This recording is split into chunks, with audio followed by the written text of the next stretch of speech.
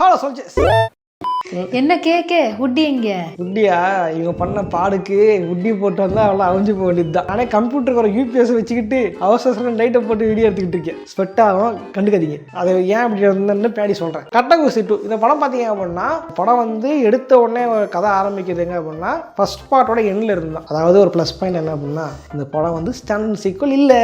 ஏன்னா பொதுவாக பாடகன்ற என்ன பண்ணுவாங்க, சீக்குவல் எடுக்கிறன்ற பேரில் பார்ட் எடுக்கிற பேரில் சீக்குவலும் எடுக்காம அந்த பேரை மட்டும் 2 வச்சுக்கிட்டு இஷ்டத்துக்கு காசு சொல்லுவாங்க தெரியுமா. கதைக்கும் சம்மந்தம் கிடையாது, ஹீரோக்கும் சம்மந்தம் கிடையாது, எடுத்து வச்சுட்டு பார்ட் விடுவாங்க தெரியுமா. டேட்டா அந்த மாதிரி இல்லாமல் படம் எங்கே முடிஞ்சதோ அங்கேருந்து ஸ்டார்ட் பண்ணுற மாதிரி தான் கதை இருக்குது. ஃபர்ஸ்ட் பார்ட் பார்த்தீங்கன்னா ரொம்ப பிடிச்சிருந்து எனக்கு. ஓகேவா, அந்த படம் பயங்கர ஹிட்டு, எனக்கு ரொம்ப பிடிச்சிருந்துச்சு. காரணம் வந்து படம் ரிலீஸ் ஆகும்போது தான் எனக்கு வந்து மேரேஜ் ஆகிருது, அதனால படம் பிடிச்சிருது. பட் இந்த ஒரு காரணத்தினாலே என்னமோ தெரில, இந்த படத்தை ஃபர்ஸ்ட் பார்ட்டோட கம்பேர் பண்ணாமல் இருக்க முடியல. முதல்ல வந்து சொல்கிறது எடுத்தவொடனே குறை சொல்லாதேன்னு சொல்லிங்க இல்லையா, அதுக்காக ப்ளஸ் பாயிண்ட் நான் சொல்கிறேன். படத்தில் ப்ளஸ் பாயிண்ட் பார்த்தீங்கன்னா படத்தில் ஆக்டர்ஸ். படத்தில் வந்து 2 ஆக்டர்ஸுமே அது ஹீரோயின்ஸும் நடிச்சிருக்காங்க. எல்லா படத்துலையுமே வந்து ஹீரோயினை வந்து ஊருக்காக வச்சிருப்பாங்க இல்லையா, அந்த மாதிரி அந்த படத்தில் இல்லை. ஹீரோயினுக்கும் ஒரு ஸ்கோப் இருக்குது, அவங்களுக்கு கதை இருக்குது. ஃபர்ஸ்ட் பார்ட் மாதிரி அவங்களுக்கு ஒரு முக்கியத்துவம் இருக்குது. அது விஷ்ணு விஷால் பார்த்தீங்க அப்படின்னா இந்த படத்தில் அவர் வந்து ஹவுஸ் ஹஸ்பண்டாக வராரு. இது வந்து ஸ்பாலர்லாம் கிடையாது, டேலர்லேயே இருக்குது. ஓகேவா, இந்த படத்தில் அவர் வந்து ஒரு ஹவுஸ் ஹஸ்பண்டாக வராரு. ஒரு பெரிய ஹீரோ ஆக்ஷன் ஆனதுக்கப்புறம் ஹவுஸ் ஹஸ்பண்ட் நடிக்கிறோம், ஹீரோயின் அடி வாங்குறோம், அந்த மாதிரி எந்த ஒரு பெரிய ஒரு இதுவெல்லாம் காட்டாமல் இந்த படத்தில் நடிச்சிருக்கிறது பெரிய விஷயம் தான். ஓகே, அது பாட்ட வேண்டிய விஷயம். அதே மாதிரி வந்து இந்த படத்தில் ப்ரொடியூசரும் அவரு தான். ஒன்றாவது ப்ரொடியூசர் அவருன்றதுனால அதை வந்து எந்த இதுவும் பார்க்காம படம் கதை இதுதான் கதையை நான் நடிச்சிருக்காரு, நல்லா இருக்கு. பட் இதை தாண்டி படத்தில் இருந்து மைனஸ் சொல்லணும் அப்படின்னா படத்தில் வந்து ஏகப்பட்ட குறை சொல்லலாம். முதல்ல ஃபர்ஸ்ட் பார்ட்டை கம்பேர் பண்ணீங்க அப்படின்னா அந்த படம் வந்து பெருசாக இல்லை அப்படின்னு நான் சொல்லுவேன். ஃபர்ஸ்ட் பார்ட்டில் பார்த்தீங்கன்னா நல்லா இருக்கும். மணல் கயிறு படம் தான் எப்படி சொல்கிறேன். மணல் கயிறு படத்தில் கதையை வந்து எடுத்துக்கிட்டு அதை இன்ஸ்பயர் பண்ணிட்டு இவங்களுக்கு ஒரு புது ஸ்க்ரீன் பிள்ளை காசு வைப்பாங்க, நல்லா இருந்திருக்கும். ஒருத்தன் வந்து இத்தனை கண்டிஷன் போகிறாங்க கல்யாணம் பண்ணுறதுக்கு, பட் இவங்க ஆசைப்பட்ட கல்யாணம் பண்ண பொண்ணு அந்த கண்டிஷன் எதுவுமே இல்லை. இதுதான் அவனுக்கு தெரிஞ்ச என்ன ஆகுமோ ஏதாகுமோ அப்படின்னு சொல்லிட்டு இந்த மெயில் ஜாவன் நிசாக தப்பு அப்படின்றத அழகாக சொல்லியிருப்பாங்க, சூப்பராக இருந்திருக்கும். ஃபர்ஸ்ட் பார்ட் எப்படி வந்து மணல் கயிறா, இந்த வாட்டி வந்து கோபாலான்னு பாலராஜன் படத்தை வந்து இன்ஸ்பயர் பண்ணி தான் ஃபர்ஸ்ட் ஹாஃப் வந்து நகரமாக இருந்துச்சு. அந்த படம்லாம் நாங்கள் பார்க்கல. சரி, ஓகே, பார்க்காம போங்க. கேட்டில் அத்தனை வாட்டி போட்டு நிறுத்திட்டு இருந்தான், அதோட பார்க்க கேட்டில் நல்லா வந்தால் அதான் போடுவோம். அதை அப்படியே வாங்கி பொதியில போட்டுருந்தாங்க. அதெல்லாம் கொண்டு போவாங்கன்னு எதிர்பார்த்துட்டு இருந்தேன். பட் வந்து ஃபர்ஸ்ட் 10 நிமிஷத்துலேயே அதுவும் முடிஞ்சு போயிடுது. ட்ரெயிலில் காமிச்ச விஷயம் அதிலே முடிஞ்சு போயிடுது. முக்கியம் அந்த படத்தில் பாட்டாக இருந்து நல்லா இருந்துச்சு. வந்திரக்காரி நீதாண்டி அந்த பாடலாம் இருந்துச்சு. அது சம்பவக்காரி நீதாண்டி அப்படின்ட்டு அதுவும் ஃபர்ஸ்ட் ஹாஃப்ல கொஞ்சம் அதுல முடிஞ்சு போயிடுது. அதுக்கப்புறம் நிறைய வந்து டிவி சீரியல் மாதிரி புருஷன் வந்து இப்படி சொல்லிட்டான், அப்புறம் வந்து புருஷனுக்கு வந்து சண்டை முட்டுறதுக்கு ஒரு கேரக்டர். அந்த கேரக்டர் பத்தினா வந்து என்ன சொன்னாலும் ஹீரோ வந்து புரிஞ்சுக்கிட்டு ஹீரோ வந்து அப்பாவியா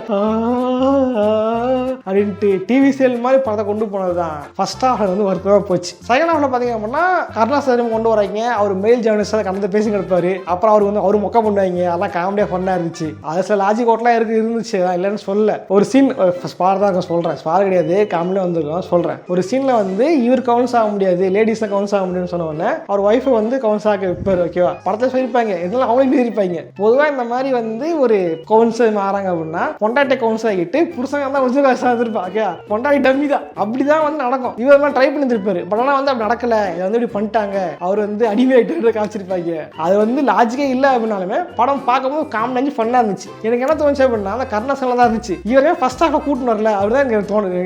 இவரே தான் டெக்லாம் பேசிட்டு இருப்பாரு, அவருக்கு வந்து கவுண்டர் அடிச்சு ஒரு பக்கம் பண்ணுவாங்க, நல்லா இருந்துச்சு. அதெல்லாம் வந்து ஃபர்ஸ்ட் ஹாஃப்லேயே கொண்டு வந்துருக்கலாம். ஃபர்ஸ்ட் ஹாஃப் வந்து கொஞ்சம் வந்து டிவி சீரியல் மாதிரி ஆனது தான் கொஞ்சம் படத்தில் ஒரு டிசைன்மெண்டாக இருந்துச்சு. அதே மாதிரி கிளைமேக்ஸ் வந்து எனக்கு பெருசாக பிடிக்கல. கிளைமேக்ஸ்லனா இந்த கதை எழுதமாக வச்சுருப்பாங்க போல, என்னத்த அந்த கிளைமேக்ஸ் இருந்தது. ஃபர்ஸ்ட் பார்ட்டில் நம்ம கதை கிளைமேக்ஸ் கொடுக்கல, என்ன கொடுக்குறதுன்னு வச்சுட்டு ஓகே ஃபர்ஸ்ட் பார்ட்டில் கிளைமேக்ஸ் தெரியுமா அந்த இடத்துல போடு அப்படின்ட்டாங்களா தெரியல.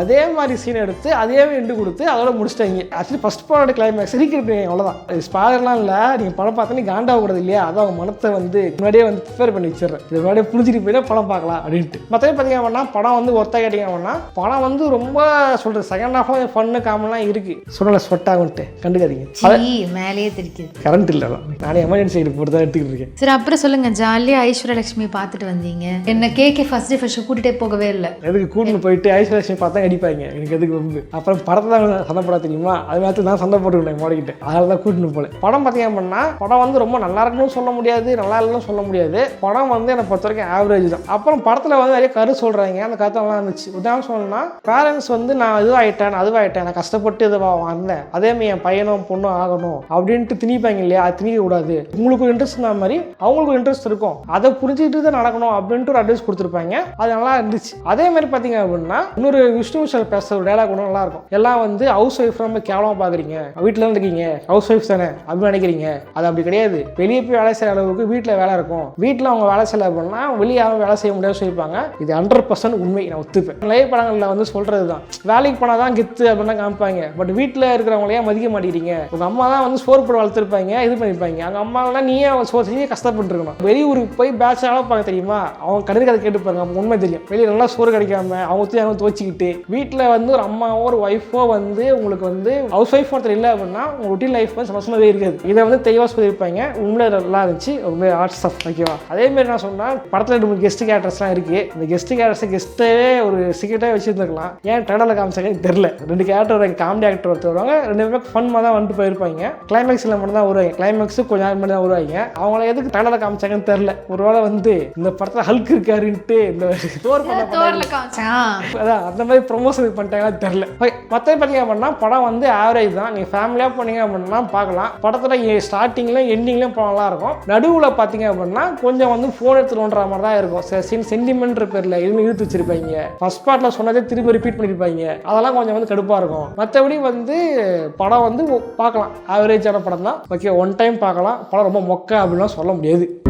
ஓகே சந்தேஷ், யாரெல்லாம் அந்த படத்துக்கு போனீங்க அப்படின்னு கமெண்ட் பண்ணுங்க. நானும் வந்து பார்த்து தெரிஞ்சுக்கிறேன். மூவி ரிவ்யூ சொல்லுங்களா அதில். எஸ், உடம்பு இப்போ தான் சரியாயிருக்கு. கேகே ரெக்கவர் ஆகிட்டு வராரு. இப்போ ஃபுல்லி ரெக்கவர் ஆகிட்டாரு. இதுக்கப்புறம் கொஞ்சம் கொஞ்சம் ஒர்க்காக எடுத்து செய்ய ஆரம்பிச்சு. இனிமேல் வந்து கேகே தொடர்ந்து வீடியோ கவலைப்படாதீங்க. போன மாதம் ரொம்ப கம்மியாக வீடியோ போட்டிருப்பேன்னு நினைக்கிறேன். அது தான் வந்து நிறைய சொல்லலாம். என்னாச்சு தான் எங்கள் ஏரியாவில் வந்து காவாத்துணுன்ற பேரில் கரண்ட் கட் பண்ணிட்டு போயிட்டாங்க. அதாவது நானே கரண்ட் இல்லாமல் வீடியோ போட கஷ்டப்பட்டுக்கிட்டு இருக்கேன். பட் இருந்தாலும் இந்த நிலமே வந்து எமர்ஜென்சி லைட் வச்சு உங்களுக்கு வீடியோ எடுக்க தெரியுமா, அந்த மன ஒரு டெடிகேஷன் டிடிகேஷனுக்காக ஒரு லைக் போடலாம், லைக் போட்டு விடுங்க, ஹைப் ஏற்றி விடுங்க. அப்புறம் வேறு என்ன டாப் வீடியோ போடலாம் எல்லாத்தையுமே தொடர்ந்து இனிமேல் ஒரு பல்காக ரோஸ் போடுறேன். ஓகேவா, இன்ஸ்டாகிராம் பேஜஸ் இருக்குது. அதில் வந்து மிஸ்ஸஸ் கேகே வந்து நிறைய ரீல்ஸ் போட்டுக்கிட்டு இருக்காங்க, விளாகிங்லாம் பண்ணிட்டு இருக்காங்க. உங்களுக்கு வந்து விளாகிங்லாம் பிடிக்கும் அப்படின்னா அதை போய் ஃபாலோ பண்ணிங்க. ஓகே, இதே மாதிரியான இன்னொரு சுவாரஸ்யமான சந்திக்கிறேன்.